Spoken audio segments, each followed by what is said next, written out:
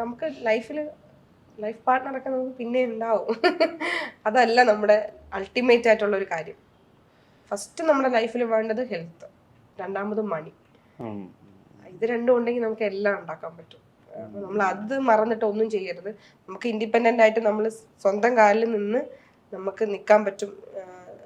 കാരണം ജോലി ഉണ്ടായതുകൊണ്ട് കാര്യമില്ല. ഇപ്പൊ എല്ലാരും എന്റെ എക്സ്പീരിയൻസ് ഞാൻ കുറെ ആൾക്കാർ പറഞ്ഞു കേട്ടിട്ടുണ്ട്, നമുക്ക് സ്വന്തം കാലിൽ നിൽക്കണം, ജോലി നേടണം, അതാണ് നമ്മുടെ അൾട്ടിമേറ്റ് ആയിട്ടുള്ള കാര്യം എന്ന് എല്ലാരും പറയും. പക്ഷെ അതിലൊരു തിരുത്തുണ്ട്. ജോലി ഉണ്ടായിട്ട് കാര്യമില്ല, ആ കിട്ടുന്ന പൈസ നമുക്ക് സേവ് ചെയ്യാനുള്ള മണി മാനേജ്മെന്റ് ഭയങ്കര ഇമ്പോർട്ടന്റ് ആണ്.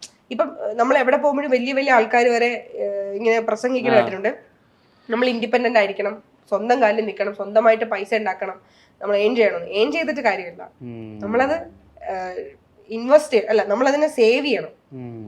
അതിലാണ് കാര്യം. നമുക്കിപ്പോ എനിക്കിപ്പോ 1 ലക്ഷം രൂപ ഉണ്ടെങ്കിൽ ഞാൻ 1.5 ലക്ഷം രൂപയായിട്ട് ചിലവാക്കുന്ന അതില് കാര്യമില്ല. നമുക്കിപ്പോ 50,000. ഇപ്പൊ എന്റെ ചേച്ചി ഭയങ്കരമായിട്ട് മണി മാനേജ്മെന്റ് ഉള്ള ഒരാളാണ്.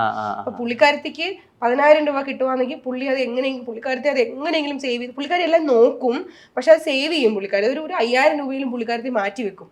ഇപ്പൊ എനിക്കൊരു 10,000 രൂപ തരാ വെച്ചോ, 15,000 രൂപ അടുത്ത് വെച്ചിട്ട് ഞാൻ ചെലവാക്കുന്നതാണ്. അതിന് കാര്യമില്ല.